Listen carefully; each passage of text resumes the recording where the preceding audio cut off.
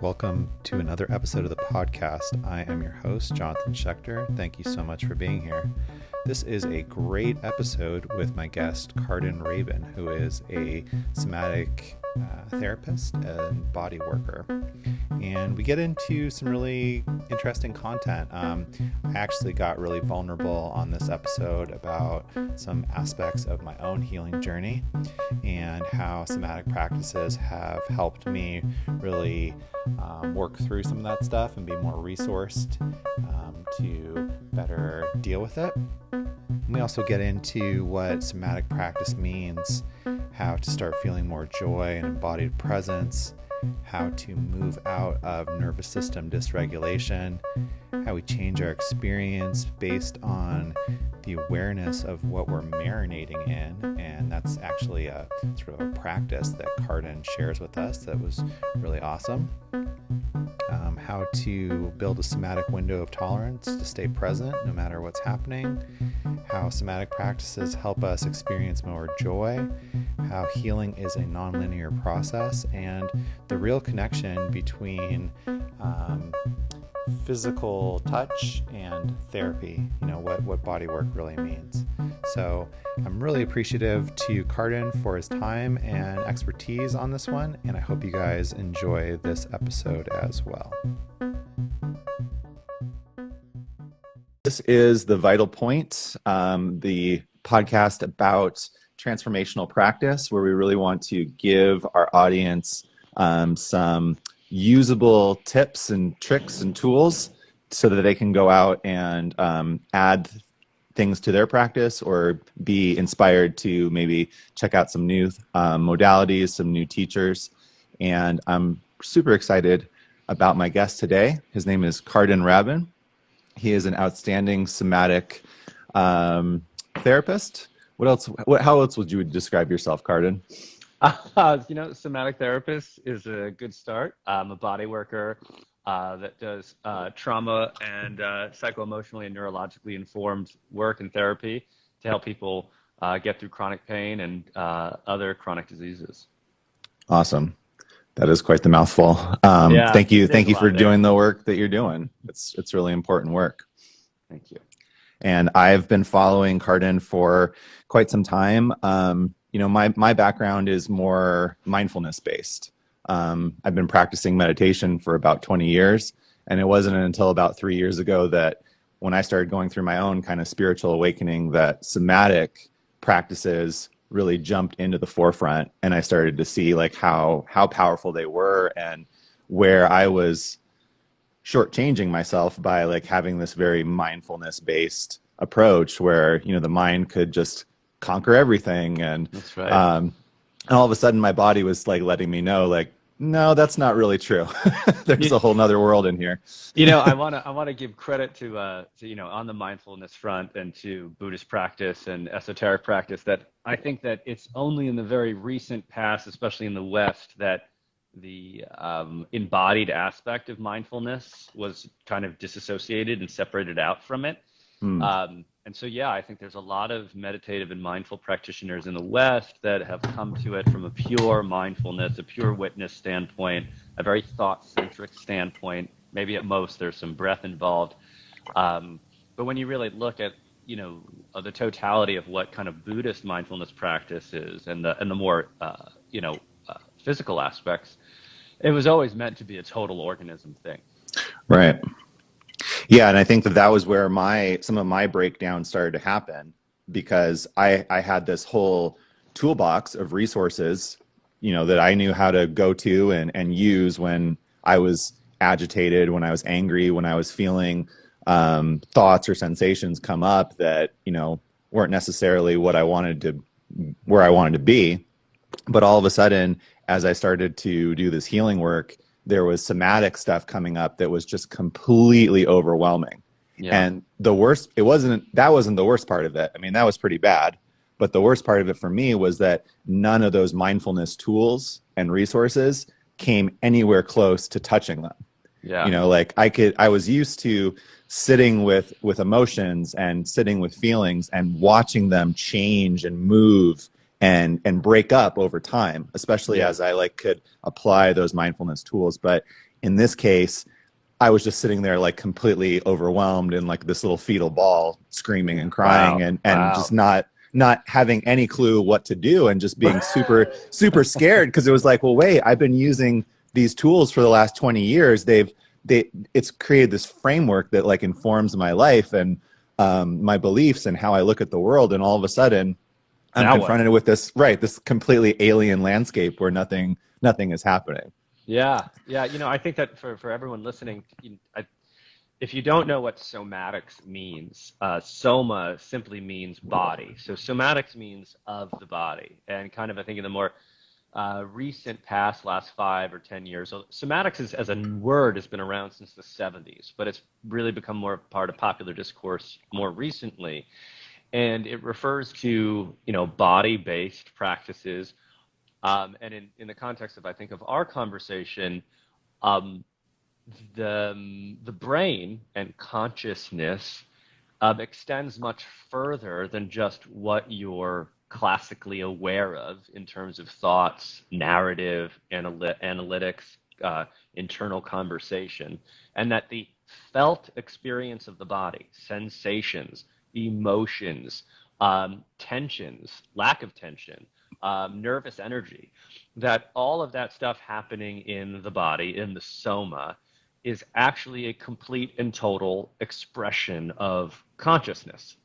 It's not something else, and it's not separate from the mind. And so when you are in a classic mindfulness practice that's simply about observing thought and maybe observing sensations in the body, it's almost acting as if the stuff that's happening in the body is not part of your consciousness. And then when stuff that does come up from the body, and by the way, usually what's coming up from the body are memories, experiences, responses in the brain that just exist, as I like to say, at a different level of your neurology than your classic prefrontal cortex thoughts. Mm-hmm. And it sounds, like your meditation practice got so deep, and stuff started to come up. What do we mean stuff started to come up? Memories, experiences, sensations, responses that were very old and or very young, Mm-hmm. that tend to have a much more embodied experience than a mental experience. And a lot of folks are like, oh, geez, what do I do now? Right? Mm-hmm. Yeah, in my experience, it was going through sort of this transformation, and the way I like to describe it is I started to thaw out. I had all these ways that I had learned how to cope and numb myself from feeling certain things. Things with the way that I ate and drinking alcohol and binging on TV or internet. All these things that like were keeping me distracted, and all of a sudden I was spending more time, whether it was by design of like, hey, I want to change this habit, I want to live healthier, or I'm going to go and, do a plant medicine ceremony. It's specifically to try to heal and become more whole. And so the way I describe it is I started to thaw. And as I started to thaw, these somatic memories, these somatic flashbacks started to bubble up and started to come to the surface, because they weren't frozen anymore, and I wasn't spending all this time subconsciously like suppressing them and pushing them down. Right. And then all of a sudden it was like, whoa, what the heck am I supposed to do with all this stuff?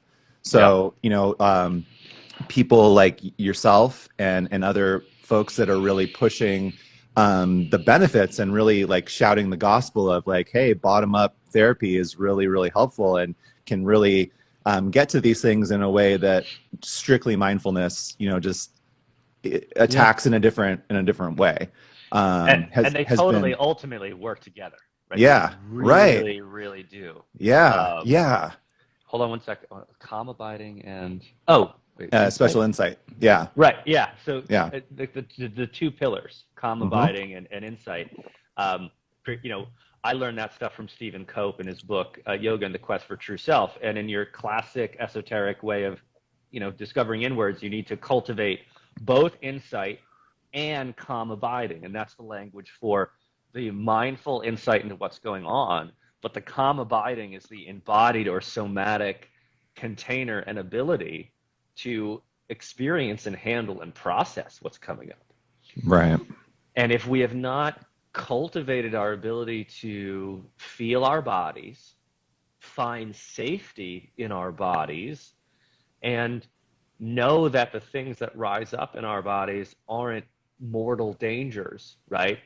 Hmm. It's very dysregulating. And so in my work, when we start with somatics, literally the first task is to train people to feel again. Yeah. Because most of our lives we have been trained not to feel, either by never being rewarded for it, never being encouraged, a cultural bias towards thinking, analysis, rationality. And then also, since a lot of what we felt was painful, well, you're a smart organism. You're like, I don't want to feel any of that pain. I'm going to repress it. Right. And so often as a body worker for 11 years before I got into this stuff, it gives me a little bit of an advantage, right? I have other colleagues that try to work with somatics and trauma that started off in a psychological background, Mm. and they they have more of a challenge in helping people feel because they started with the mind instead of the body. Right. But yeah, just getting people to feel, most people either feel pain or nothing. That's what most people feel in their bodies. They either feel nothing or they feel pain. And developing the nuance to actually start feeling is where we start. And we also want to help them try to feel things that are good in their body again. Yeah. And then we kind of go from there. But it starts with just like, let's work on feeling again. Yeah. So you touched on two things that I really think are key, and I'd like to highlight. The first one being that mindfulness and somatic practices are not completely separate, and that they can work so wonderfully together. And that's definitely been my experience of as I've gotten, I'm going on like my third year now of working with a somatic experiencing therapist, and I more and more I feel like that work is enriched by my mindfulness practice, by my awareness. Like I'm able to center myself, I'm able to ground myself, and I'm able to be present with whatever is coming up, whether Mm-hmm. that's uncomfortable, whether that's joyful, or, anywhere on the spectrum.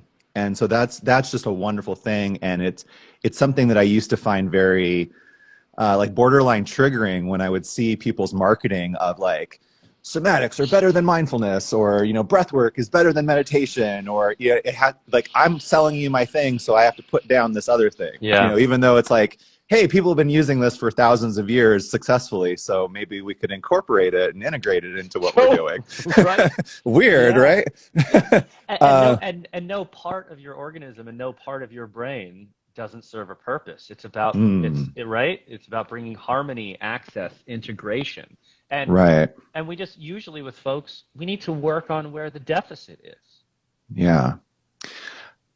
So then the other thing that I liked that you said was people are used to feeling nothing or pain. And I think that that's in my practice, it's been such a wonderful development of like, not only are we going to get in there and we're going to, dig out the gunk and the stuff that's stuck and the stuff that, is triggering me and keeping me from being present, today. But we're also going to like learn what that joy feels like, what happiness feels like when I am present, when I am still, when I am connecting with, I think what you've been posting at lately as like the true self. When I can connect with that part, what does it feel like? What does it feel like in my body? How does it feel in my inner landscape? So that when those feelings are coming up in my daily life, I can stop and track them. So it's not just, hey, we noticed that there's something wrong here, and now we're going to put our attention on it to fix it. It's also like, hey, check out what's going on over here. This is awesome. Let's do more of that. I'm so glad you said that because one of the biggest gifts a human being can give to themselves is allowing themselves to marinate. That's the word I use, to marinate in what feels good. Mm, Because we do the opposite, right? right. Anxiety and worry, for example, is the marination in in bad shit that hasn't happened yet and may not happen, right? So it's like, way to go. By worrying for 10 minutes, you have allowed your body, your cells, your nervous system, your hormones, and everything just marinated in either fight or flight or maybe a freeze response. And that's what we just dwelled in. And also that's why we don't want to feel our body, because that doesn't feel very good, right? Right. So then helping someone then, for example, one of my favorite things, and maybe, I know you like, I'm just going to give a practice right now to Yeah. everyone. Awesome. And give a practice to everyone. And if you're on our live right now, I encourage you to just follow along for one moment. I call this the being appreciated practice, which is very distinct from a gratitude practice. So just close your eyes for a moment, friends. And the objective is not to relax. The objective is to simply notice how your body is feeling right now. And we can be pretty broad. Do we feel easeful or do we feel kind of constricted? Is our breath open or closed?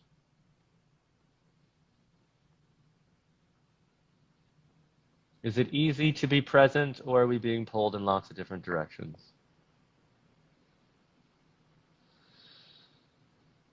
And just taking this brief little snapshot, last little thing is on a scale of 1 to 10, 10 being you're the most anxious you could possibly be, 1 being you're, floating in the waters of Bali, drinking like a juice. Just give yourself a little rating. And now all I would love you to do, as you're noticing your body, is bring to mind the most recent experience, it can be big or small, of someone appreciating you. It literally could have been holding the door open at the bank for someone who was coming in, and they look at you and smile and say thank you. It could be an email or a letter or a voicemail. Just find one instance of someone appreciating you.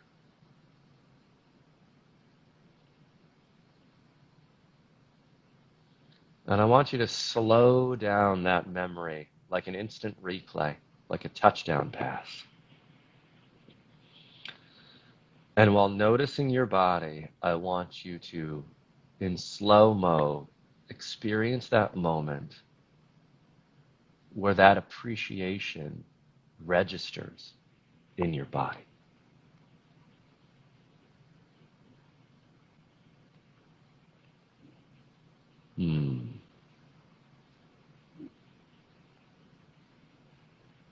And just be curious and notice what it feels like in the body to allow yourself to marinate in the simple experience of someone appreciating you.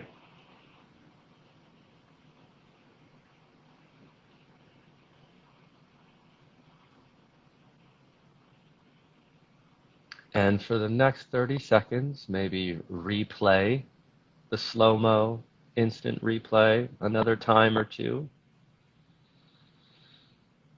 And see if your breath can allow the body experience, whether it's warmth or a little bit of joy or ease, can it expand as you marinate here for another 30 seconds?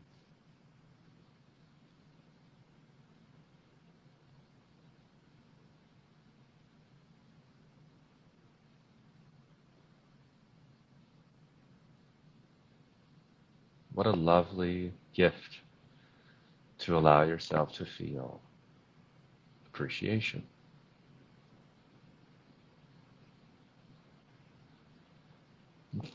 Thank you for participating in that mini practice there. How'd that feel for you? It felt great. Yeah, there was a couple of different memories that came up. Definitely a lot of warmth in my body, and I noticed I noticed this thing that happens to me in my sessions that that I've worked with my therapist, which is like getting overwhelmed in a positive way versus like being like sort of in the Goldilocks zone.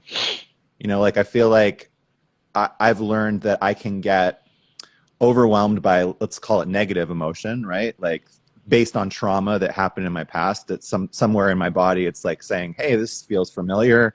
This is reminding me of something. So I'm going to react it with the same amount of danger and be on guard. But there's also this like feeling of like almost overwhelm in the positive, like somebody saying like, hey, thank you. And not somebody random at the bank, but like my partner or like my mother or somebody that's really important in my life, really sharing something outstanding with me. And like going into an overwhelm where I'm just like crying and, you know, I've had these experiences where like within the somatic work, we'll go into that memory and the first time it's just like the waterworks, right? And then we kind of pendulate with it and then there's like nothing. And I'm just observing it and I'm like, wow, there's this absence of nothing. And then somehow we can land right in the middle where it's like, I can feel it, I can hold it, but it's not completely overwhelming my nervous system one way or the other.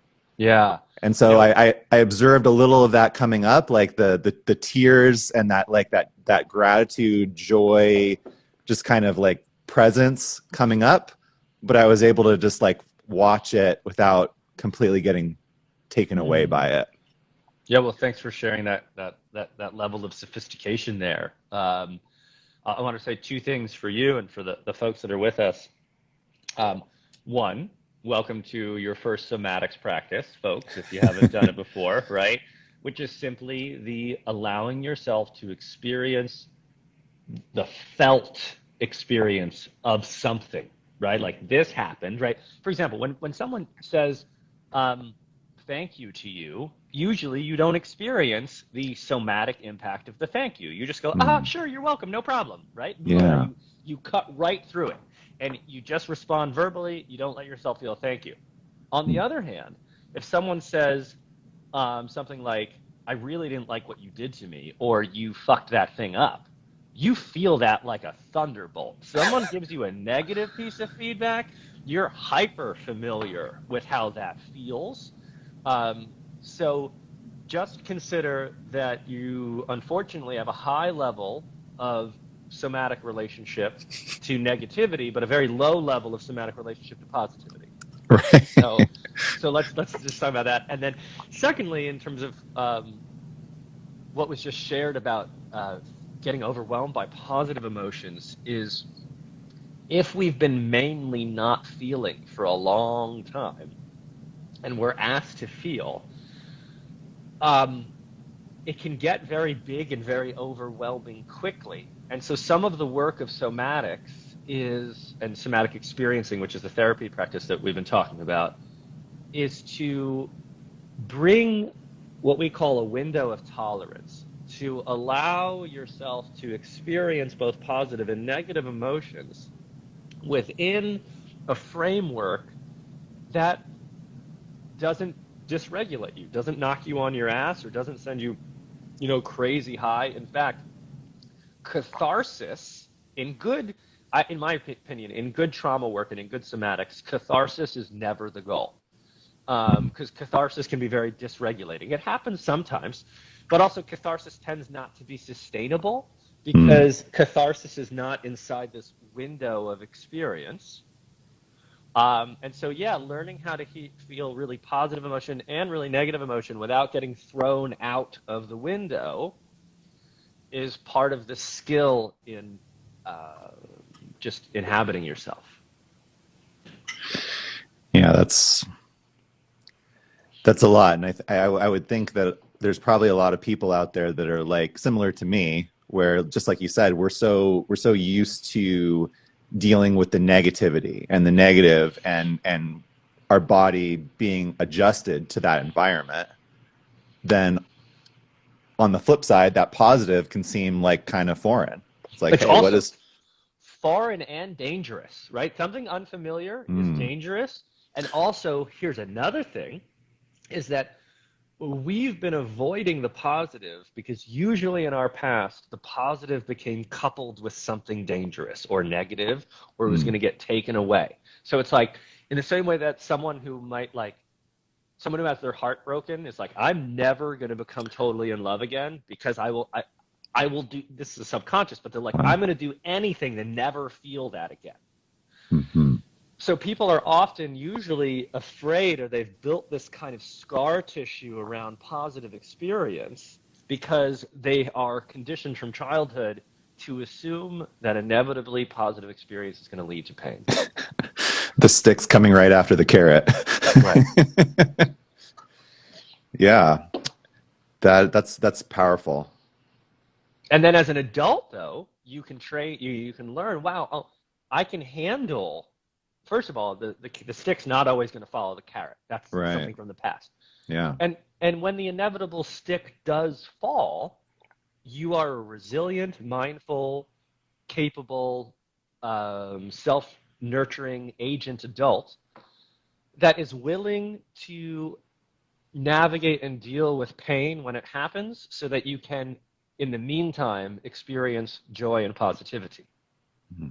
Is in that wonderful TED Talk by Brene Brown, I think her OG one that knocked her into the stratosphere, was about how in an effort to never feel vulnerable, we shut down the neurological pathways that lead to feeling, and we lose both positive and negative feeling. We just become disassociated because you can't selectively decide. You're either feeling or not feeling, right? Or you're feeling just pain and danger and nothing else. And you have to be willing to feel both to have it all.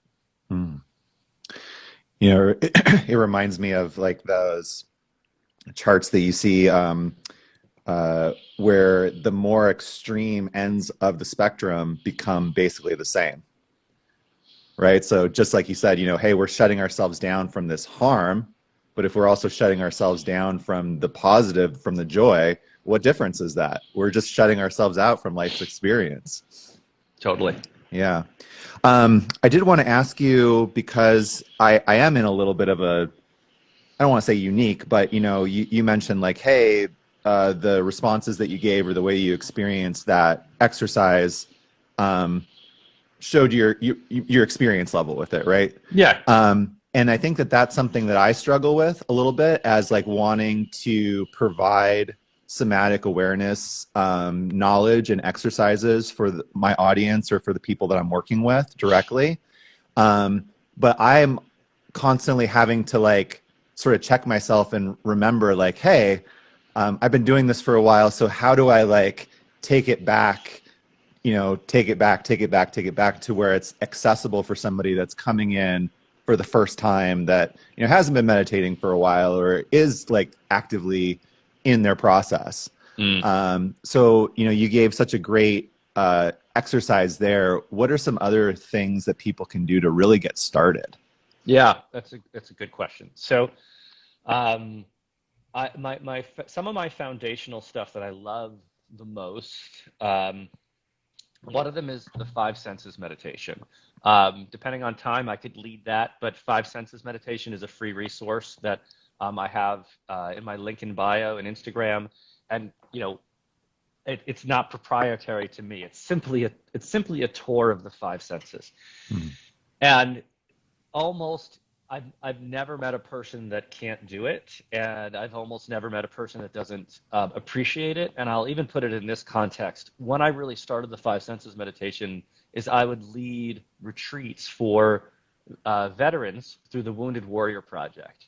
And almost all of them had some level of PTSD. And classic mindfulness was not their cup of tea, because eyes closed and going inwards meant danger to them, because their entire experience, in Iraq and Afghanistan was about being outwardly aware for danger. Yeah. So the 2 things that worked remarkably well for my veterans, one is we would do the 5 senses meditation, eyes opened or closed. And when they were allowed to deeply indulge the senses that keep them alive, because that's what your senses do, my friends, But because we were either, we were in a safe environment, their five senses, by rotating through them, would then naturally inform them that they were calm and safe. They didn't have to try to be calm and safe.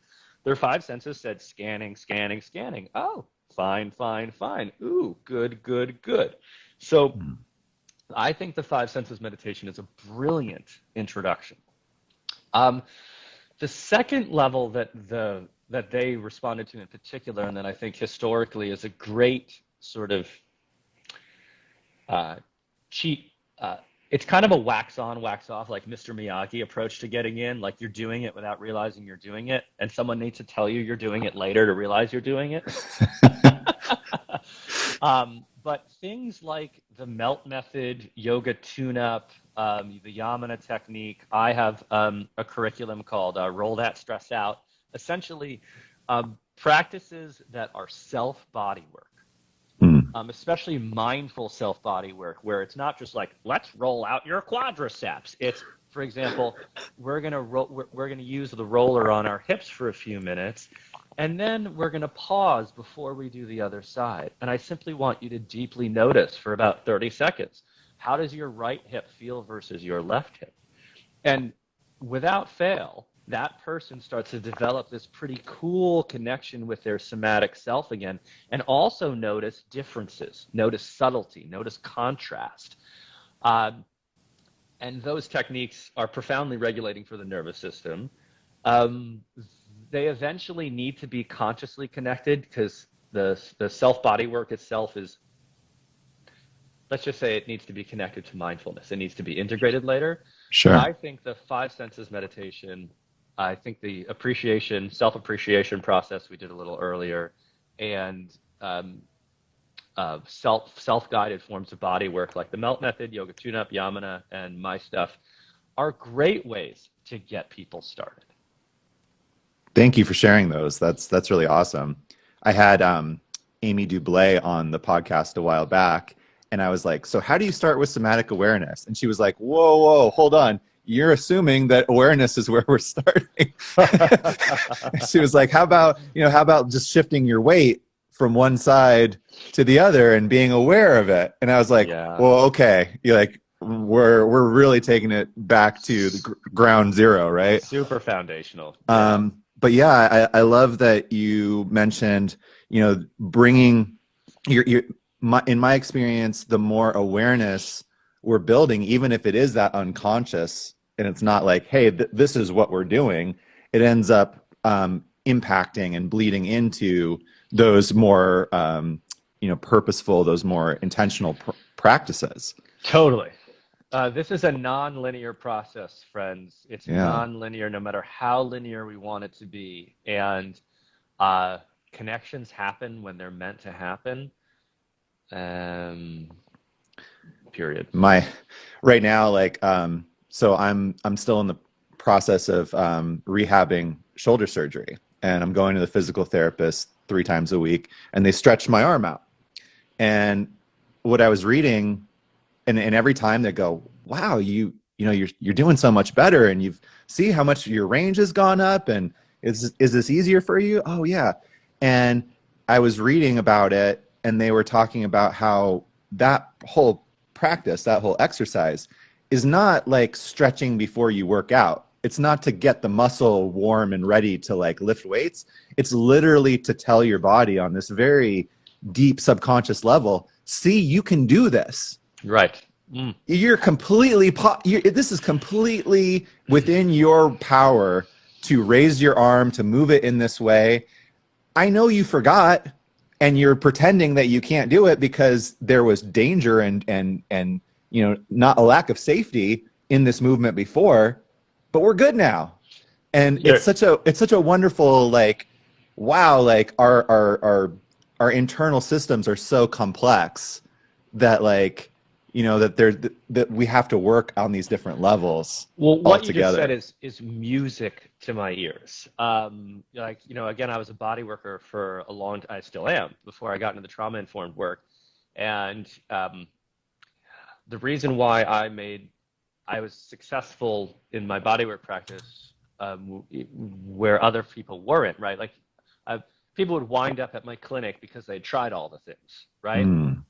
And the biggest distinction is that I always know that I am working on a nervous system and a brain, right? Here, guys, just little news flash.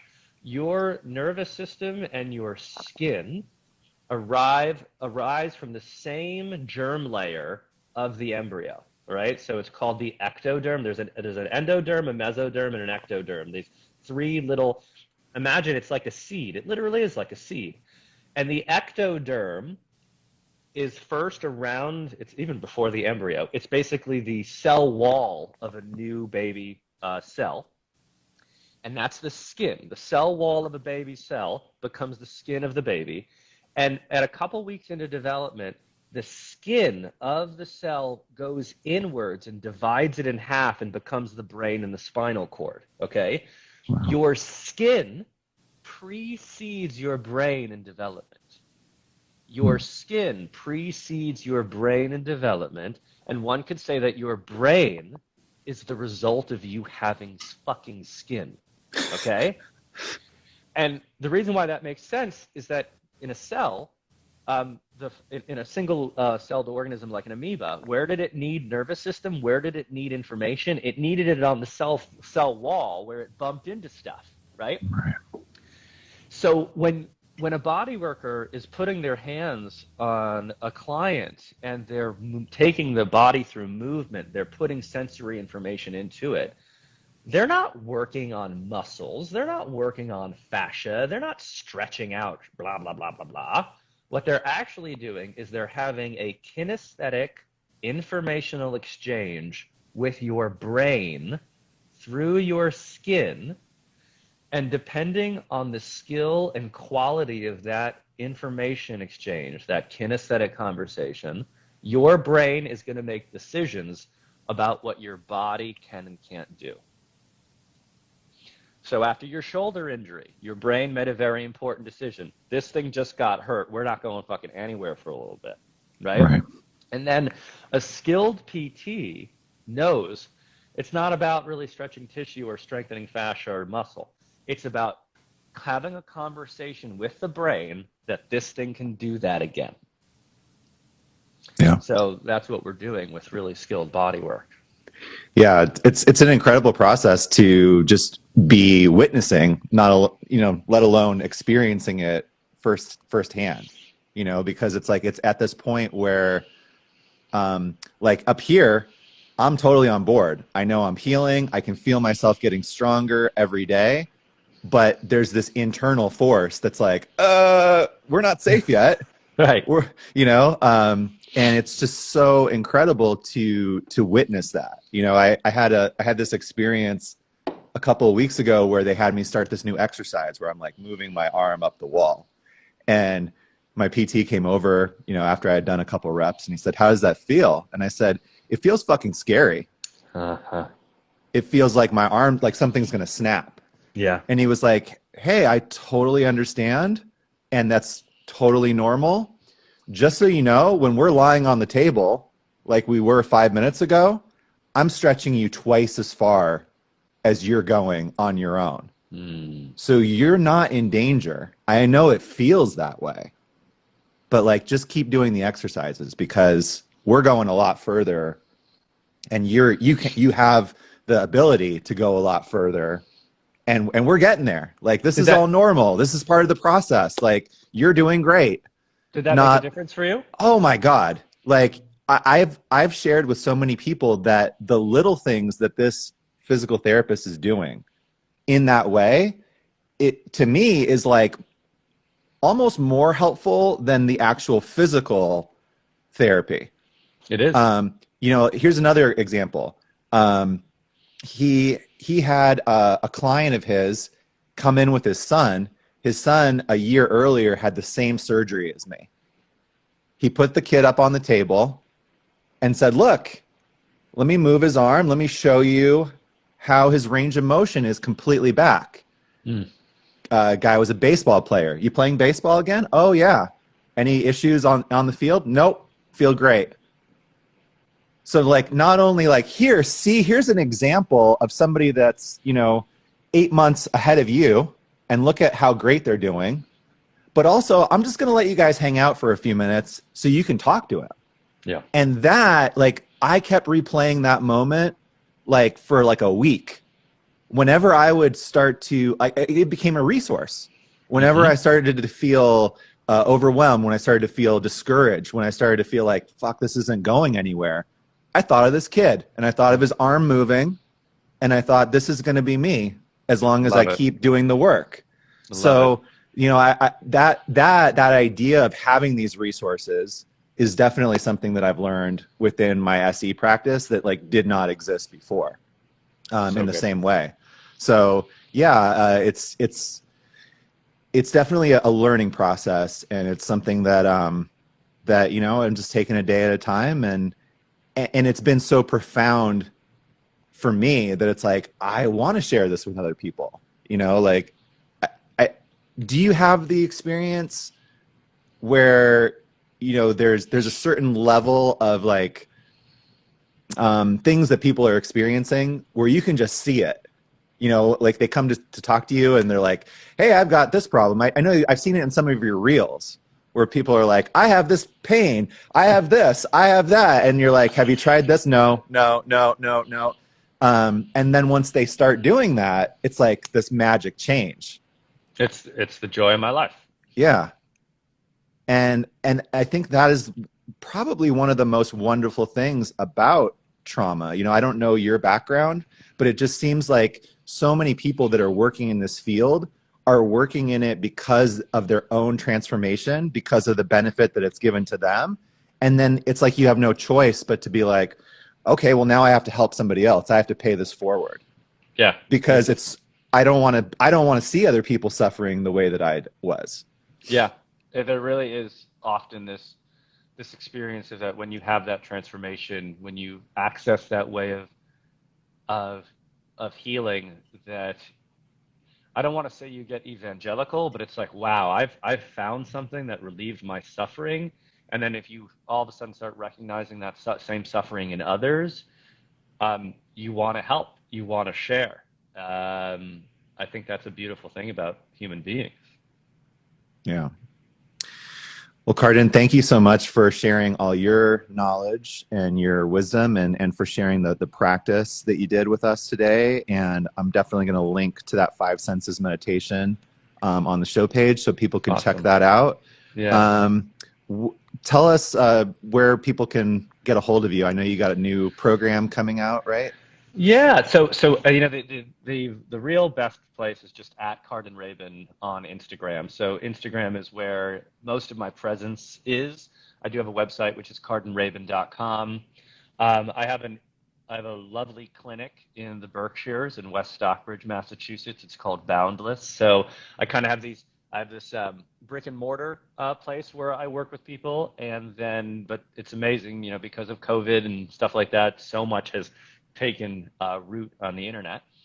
And besides the free resources that are out there, I run 2 group coaching programs, and they're called hybrid group coaching programs. One is called Pain School, and Pain School has a lot to do with what we've been talking about today, but chronic pain usually has its roots in the brain and the nervous system, in dysregulation, and conditioned responses to stimulus. So, you know, again, we were talking about, you got a surgery on your shoulder and you've had to really re-educate your brain and nervous system, not so much the tissue. And so Pain School is a revolutionary program inspired by John Sarno, Howard Schibner, Alan Gordon, really the leaders in what we call the neuroplastic pain space. And I do it with my colleague, Charlie Merrill. And it's a 12-week program, live group coaching program, where we help people permanently get out of pain. And then I have a second program that I run with Jennifer Mann called Chronic Fatigue School, CFS School. And it works with a lot of the same principles, but it is a brain retraining and somatic informed trauma course for helping people recover from CFS, fibro, ME, POTS, and some other nervous system dysregulation diseases. And you can always DM me about those things, but that's what I do. Awesome, man. I really appreciate your time and really appreciate what you're doing. And Thank I love your content. You make fantastic reels. thank you, And thank you, you know, thank you. They're all I think fun. it's a good skill, like I feel like being able to do something that's entertaining but also like has value and like somebody wants to act on is a super awesome skill to have. It's actually a real joy. It's one of the ways I find joy because, when you do this work, you're dealing with pain and trauma and, it's beautiful Mm. work, but it can be hard work. And in high school and college, my passion was video making. And I then stopped doing that for almost 17 years. And then I was like, wait, I can go on the internet and just like make fun educational videos and like it fills my I think I have so much fun doing it and then it helps it's a win-win.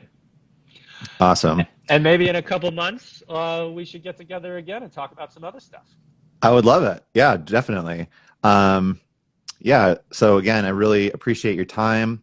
I'm trying this new thing since I changed the name of the podcast to The Yeah. Vital Point, where I wanted to kind of reflect and sort of sum up like what the vital point is that we talked about today.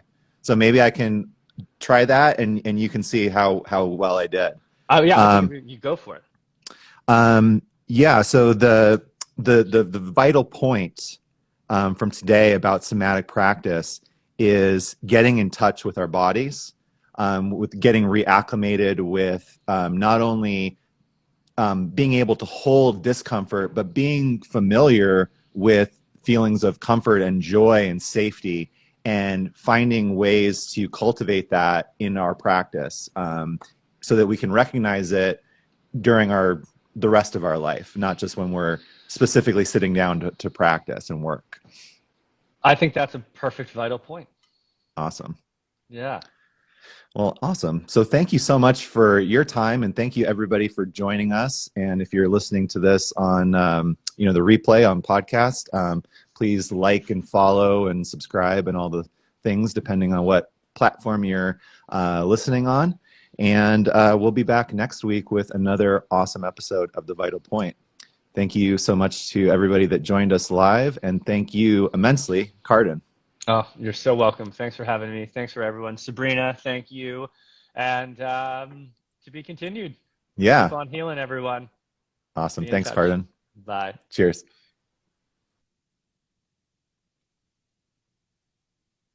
Thanks for checking out another episode of the podcast. I hope that you not only enjoyed it, but that you feel inspired to go and do some practice of your own. Whether that is something that is a part of your regular routine, like meditation or breath work, or trying something new, like taking an ice bath or starting a new mindset practice.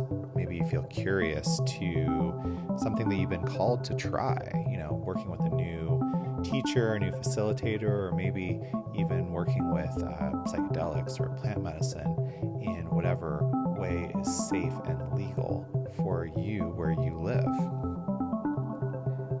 My hope is that you are, curious and continue to expand your transformational practice, and that this podcast inspires you to continue doing that. As always, if you can follow or subscribe to the podcast on whatever platform you're listening to it on, it definitely helps. And if you can leave a review, even just a few reviews really help to push the podcast up in the algorithm and help make it more visible to more people. I'd love it if you shared it with your friends if you're finding it valuable or interesting. As always, follow me at Blue Magic Alchemy on Instagram, all one word. And if you're interested in learning more about breathwork, or you'd like support integrating or preparing for self-development and transformational practice, reach out to me at bluemagicalchemy@gmail.com or at Instagram to set up a discovery call for Instagram coaching. Until next time, thank you, be well, and keep practicing. That's the vital point.